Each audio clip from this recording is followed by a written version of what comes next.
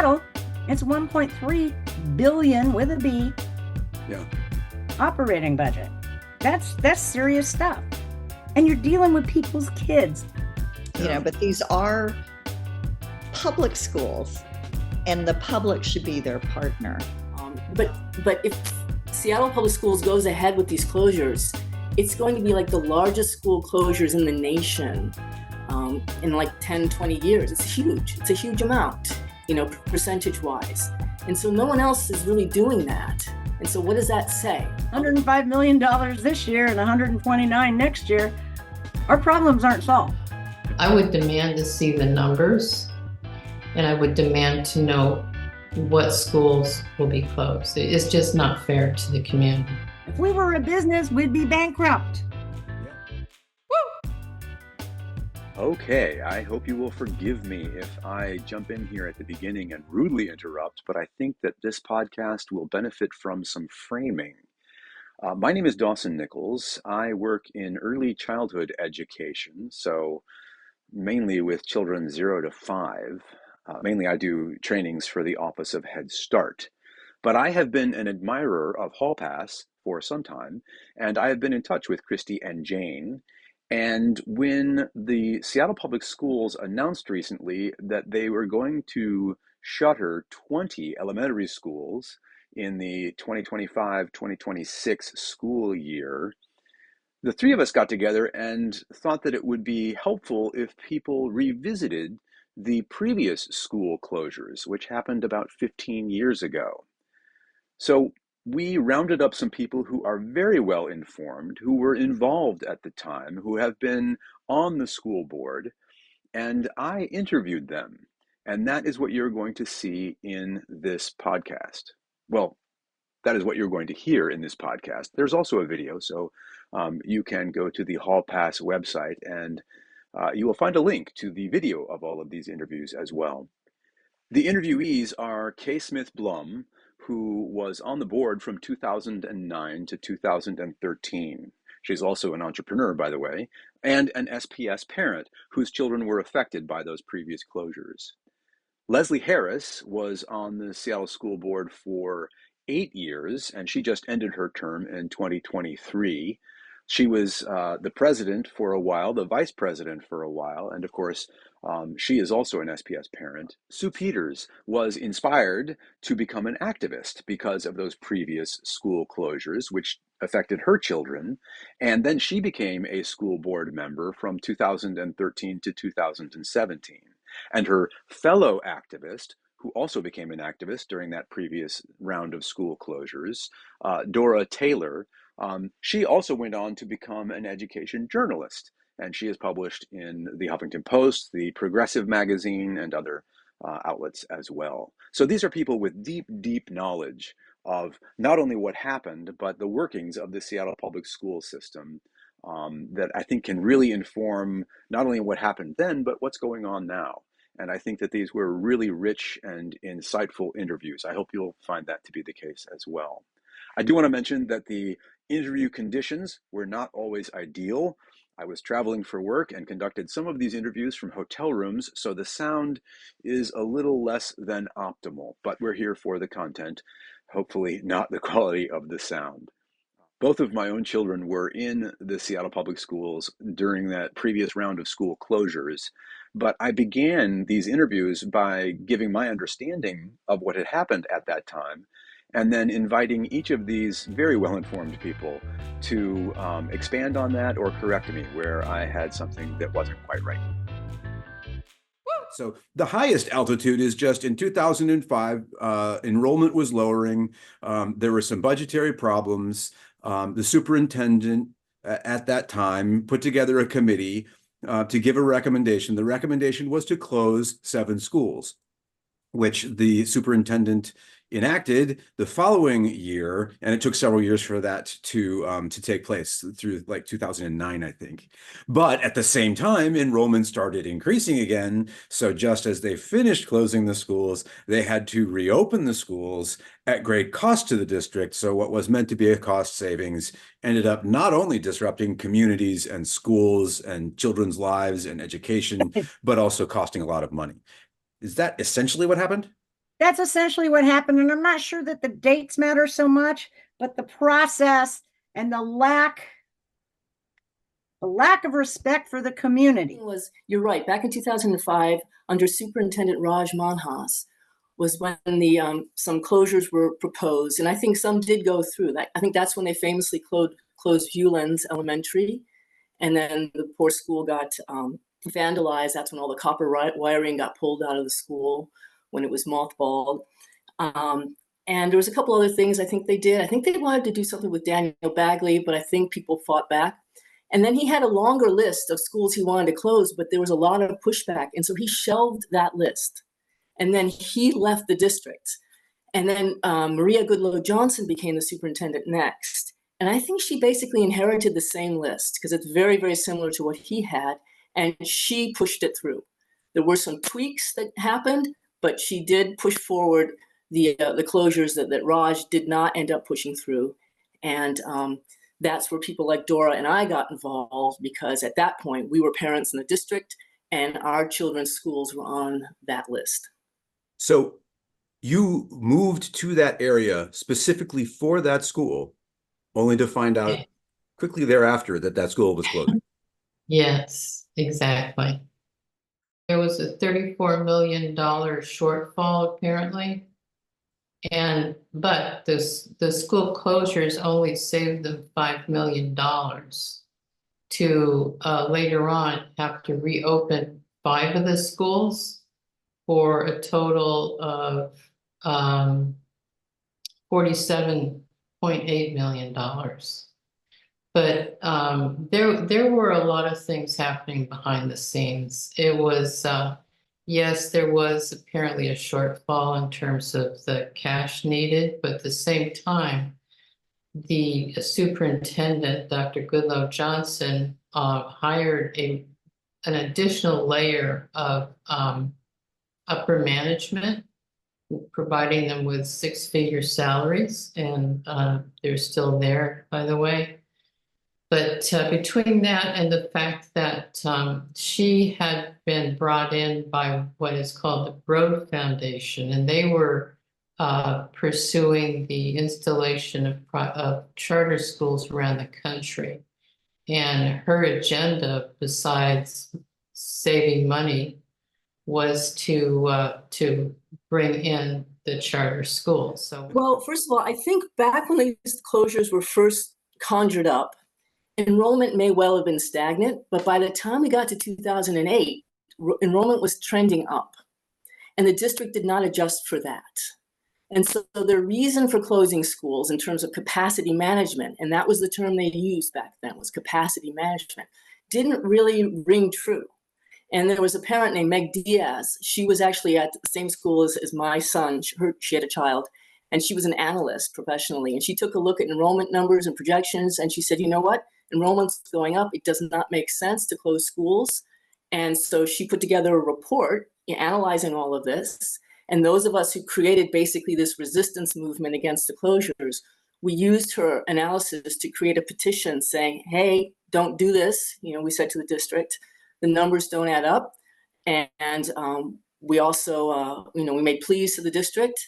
We had a rally in protest of the closures. You had parent after parent after parent going up to the lectern and saying, hey, in my neighborhood, I can count 15 cranes. I can count 25 new starts for homes. We are not losing students. We're growing. We're growing at this incredible pace. But the district did not pay attention to Meg Diaz's numbers. They insisted that there was a reason to close these schools. I mean, I specifically remember in 2010 when all of a sudden it was like, hold on, what's happening? And we had 500 more kindergartners that the staff had not even come close to projecting we would have. And the next year it was over 1,000 more kindergartners. And that was the delta in the birth rate that they had missed. Right. Were there people prior to that had been saying in 2009, 2008, hey, hang on, look at the preschool populations. Yeah. They're going to be coming to school. Kelly LaRue, she was kind of leading the charge, and she was so bright, and she had all the numbers and spreadsheet after spreadsheet. And it didn't take her long to convince me that her numbers were valid. And I believe where the disconnect was with staff is they weren't looking at county immigration and out-migration rates. And that was Right. the problem. Yeah. And we're a data-driven district. Air quotes, snark intended. Right. I mean, I have great sympathy for somebody who's trying to project numbers like that, because there are so many Right. different Sure. variables that run into it. But it does seem like a pretty big oversight. It was. Yeah. Now, how But- responsive would you say the district was to correcting that oversight? Well, we turned around and opened every school that had been closed, literally, except for Martin Luther King, which we actually needed again, but we had sold it. Yeah. Did you know that Seattle contracts out its demographic information, which we used to have a demographer, Yeah. but we contracted out. First of all, it was devastating. It was devastating to suddenly find out that your child's school is going to be closed. And the announcement came out the weekend or the day before Thanksgiving weekend.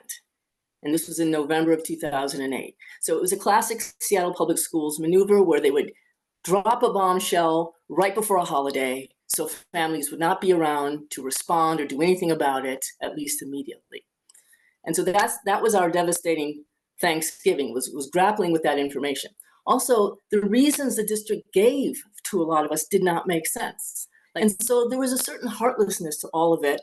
And it was never made clear by the district what this was really accomplishing financially, and definitely not for the education of these kids and the well-being of these kids. And so I am seeing that again now with these closures where parents are saying, explain to us how this is going to help. Show us the numbers. Are you accounting for the disruption to all these kids and the pain it's going to cause? I mean, I don't even know that you can put a financial, value to that, but it's hugely disruptive to close a school. As most people will tell you, a school is not just a building. It is a community center. It is like the heart of a community. You close a school, you create a sinkhole, like a psychological sinkhole there.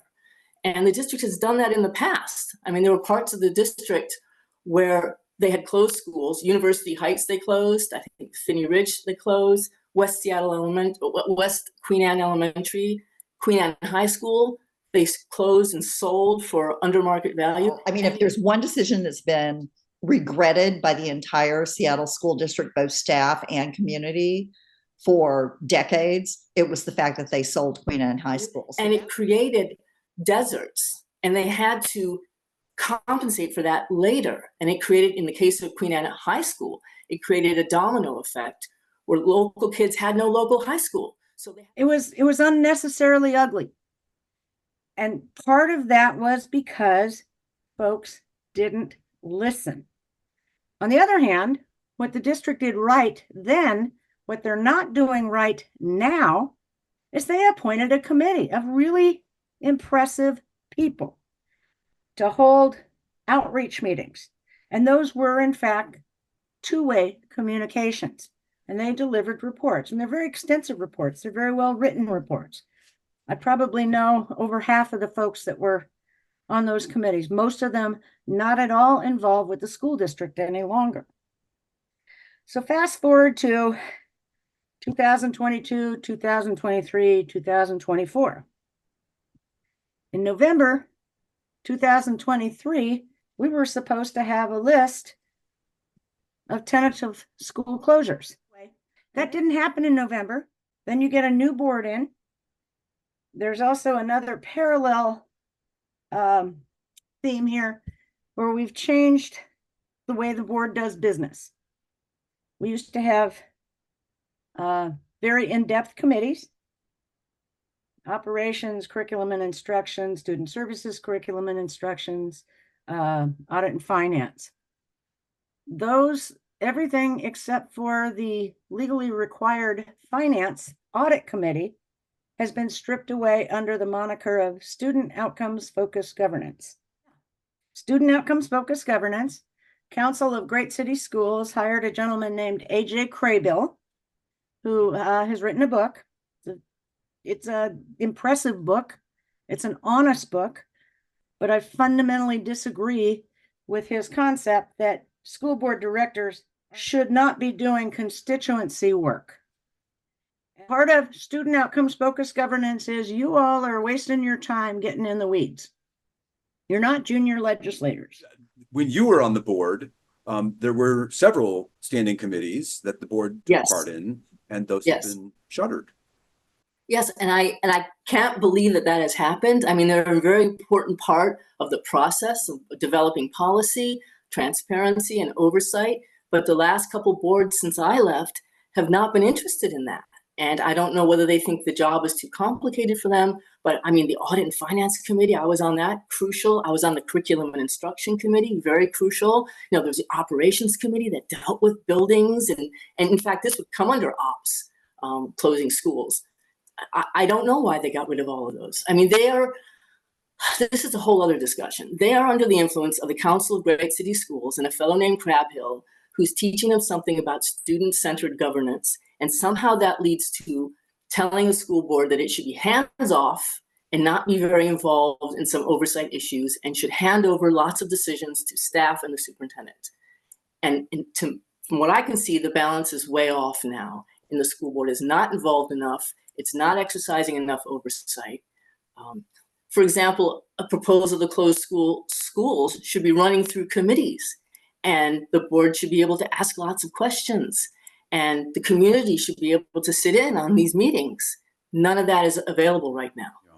If you get community involved, it's usually very good for the system because they're the ones who know, right? Because they're on site all the time.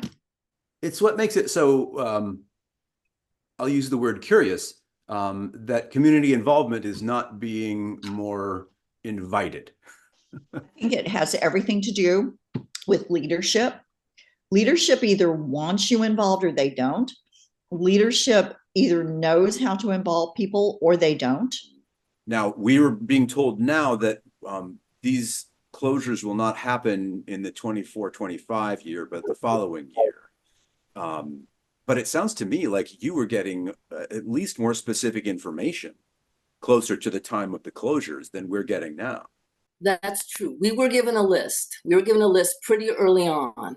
And this time around, they're holding their cards a lot closer to their chest. They're not naming the schools. And I don't know, none of us believe they have no idea which schools. We all believe they have some idea, but they haven't said which ones. And I don't know enough about the inner workings of the district right now to tell you why they're holding back on listing schools, other than the fact that it will create major pain and it starts to pit communities against each other, and things can get really ugly once people find out that their school's being closed, but their neighbor's school is not, that sort of thing. Right. But as you just outlined, there is also an opportunity at that point for a community to get engaged and to perhaps give some information to the school district that they don't already have that might actually, help them make a better decision about which schools to close if they need to close any. It strikes me as very odd that they wouldn't want to tap that great resource of knowledge that is the community they serve.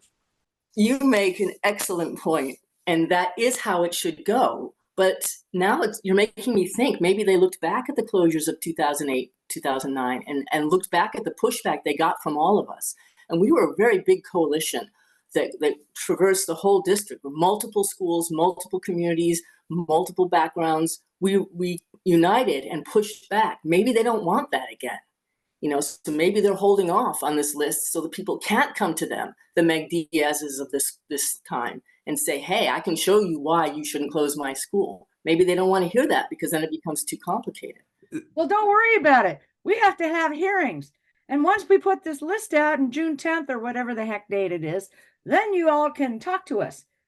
You've got graduations, you've got summer, you've got the start of school. Yeah. That is not the time to be doing community outreach. But I am suspicious of the timing because the summer is the worst possible time to try to organize. And they have made these announcements right before the school year's ending. And that makes me very sad. Well, it's just the same old thing. that to me just builds distrust. You know, the Seattle Times has not ever been kind to the Seattle Public Schools. I'm not a fan of the Seattle Times, but they've been wailing on us recently for the lack of transparency. The legislature has been wailing on us for the lack of transparency. And you know, this affects kids. This is going to affect every family that has a kid in a K through 5 or a K through 8 in Seattle, because the boundaries will change. But because there has been no list put out there for the community's input to tell you why this works or it doesn't work, and hey, have you thought about real conversations, not sit and get in big meetings where instead of lining people up at the microphone, you're putting it on the little white cards, right? Well, we'll put that all on the website. Well, needless to say, we'll be doing public disclosure requests, but we won't get those answers probably until next February. And it just is a very sad fact that we're doing business this way. And remember, 85% of our budget are staff. So if you brought your career to Seattle and now you're being blamed for the budget deficits because of the last collective bargaining agreement, which were COLAs for the most part, right? Yeah. Rate of inflation, very expensive city. Don't feel respected. You won't feel as though you have a career path that you feel good about. You'll keep teaching the kids, but it's like, y'all need to get out of my way so I can teach the kids. Yeah. And you will be looking for opportunities in other districts that you think work that a little either more. Pay better or have a lot less expensive standard of living. There's been a huge turnover in senior staff in the past 10 years. And with their departures, you lose so much institutional knowledge. Leslie Harris was the last one on the board that has so much wonderful knowledge. And these really are well-meaning people, but that doesn't excuse what's happened. Doesn't it distress you that there was no public meeting for the southeast quadrant of the city, where by far a majority of the kids furthest from educational justice live? How dare y'all? And one board, well, we just ran out of time. No, you didn't. You could have done this in November. You didn't run out of time at all. Not okay. Last year, the staff surveys were never made public, and not to the board. Wow. There's been a real crackdown on whether staff can talk to board members. There have been principals who have been found guilty of insubordination for talking to a board member without permission. We didn't get the guiding principles until about a week ago, by the way, for this whole exercise. But the guiding principles in 2006 that aren't incorporated in this year's guiding principles have 4 salient differences. Minimize disruption to students, families, and staff. Engage the community in finding solutions. Family satisfaction.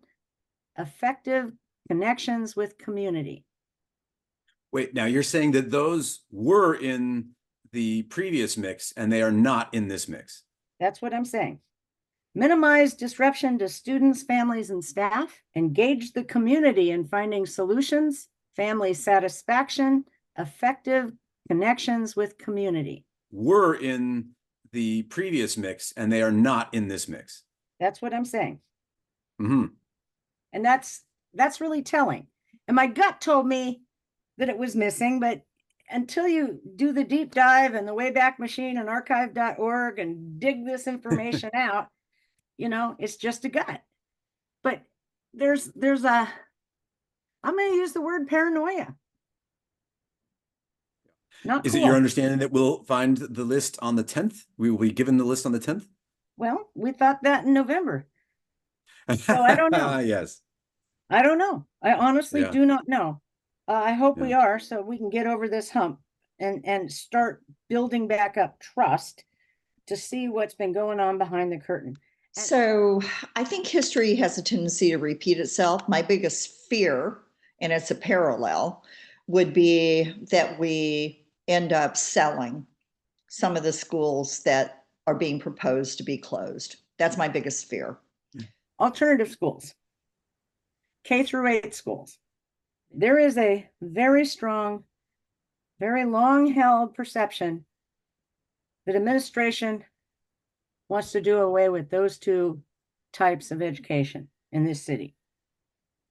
There are those that have suggested that alternative education was a response to white flight, and I could not more fundamentally disagree. Alternative education is a recognition that kids are not widgets and that they have different learning styles. Now, are they too white? Some of them absolutely are. But what's your problem statement? If they're too white, what are we doing to increase that diversity as opposed to killing them? K-8, there are so many children, and they are children at that age, that would not survive in a giant-sized middle school. And they need that smaller arena. And they're not that much more expensive.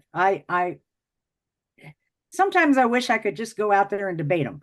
So, and the fact that the district has not been that supportive of our option schools, of any alternative programming, that it has targeted, like I mentioned, the Montessori schools, the gifted program, alternative schools, advanced learning, walk to math, all those sorts of things, one by one, the district has been targeting and getting rid of, leaving people with more of a cookie cutter, one note option, the sort of things that keep parents interested in the school district, this school district has been getting rid of.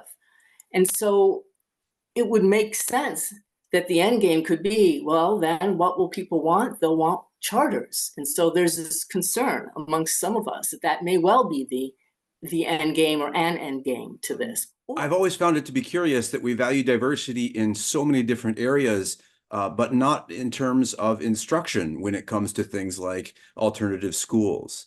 And as you said, children are not widgets. And it just makes sense that you'd want to offer different kinds of school, different kinds of instruction, and not necessarily through charter schools, which are not public schools. Thank you. I was looking at numbers all day today, and I see that so many of the K-8s and the alternative schools that are less than 500, they're 450 plus, right? Between that bubble. Well, at 500, you get an assistant principal. Yeah. So if you're not moving the wait list, again, a cynical person would say you're gaming the system. Cynical, but now there is a law that we do allow charters in Washington State, and there is in the law a clause that says that charter schools have the first right of refusal to any school building that is up for lease. There's a state statute that says charter schools get first right of refusal. Yeah. And folks in the district are saying, well, that's only if we say we're abandoning it. Well, I'm sorry, but I guarantee you a lawsuit on that one. And the charter school people have nothing but money to spend. We don't. Yeah. Now, there are some specifics related to that, like it has to be a charter that's already in the district. But the fact of the matter is, we do have some charters in the district, and they would have first chance to lease any buildings that the Seattle School District might close and offer up for lease. So something I've never quite understood, and I have heard about this, can we say animosity toward alternative schools? At least some suspicion of them. Something I've never understood, though, is why a charter school is to be preferred in some people's minds. Was that articulated at the time? No, not at all. That was an agenda that we only discovered through a lot of research and a lot of communication among ourselves. Because we began to question the decisions that were being made. We had a lot of people in the research, including myself and many other people. And that's when we discovered exactly why the alternative schools were a target. Mm-hmm. And the district was not above board about this. No, not at all. We weren't supposed to know anything, but we discovered not only was this happening in Seattle, this was happening around the country with a lot of what they termed road superintendents. So they were in Detroit, they were in Denver, they were in Florida, they were around the country dispersed by the Broad Foundation through all their money in Eli Broad. So we discovered that there was a pattern, and we were part of that pattern. If somebody is watching us talk right now and they are a community member or a family member, a parent, and they want their voice to be heard, Mm-hmm. do you have any advice for them on how best they might be heard? Get organized and start talking loudly to everyone in the community. So, I don't think I can ever overemphasize how important it is to organize, not only online, but in terms of getting together. The best thing, one of the things that we did was people called it the kitchen table meetings. They would all get together around my table in my home. We have very robust PTSA organizations. And I think you start in each school with the PTSA, and the PTSA discusses the issues and how is this going to affect their community. And again, since they don't know if their community is going to be closed or not. And continue communicating and get everyone involved, everybody from state representatives, retired teachers, the teachers union, your neighbors who might not have children in school because it's going to affect them. Small businesses, it's going to affect them. Just everyone, really. And start talking and getting organized and demanding. But it's trust and verify. Yeah. It's too important. Yeah. Show your work. We have to have a well-educated citizenry to have a democracy. Is start showing up at the school board meetings and demanding the information. Yeah. What are you looking at and why? Give us the details. I really hope the district will be more responsive than it was last time and really listen to people, because the people who know their schools the best are the people who are on the ground in them, the students, the parents, the teachers, and it seems sometimes that the people at the John Stanford Center are so far removed from what's really going on the ground, the ground level. And a school which has, however many hundreds of kids in it can seem just like a statistic rather than a community. And so I really hope they do a more good faith effort to listen to the community and do everything they can to avoid closures. That should always be the very, very last resort, Well, I can't thank you enough for agreeing to have this conversation. Again, I think it's really important that we all gather as much information as we can. And as you say, perhaps get ready to organize. So. Appreciate it. Yes, definitely. You'll like it. You'll have fun. Well, I hope it does some good, and I hope you don't make me look like a fruit head. No, you're a vegetable head. There you go. Okay, listen, thanks for the opportunity. Okay, you're welcome, Dawson. Thank you. Thank you for doing this work. I think it's great. Yeah.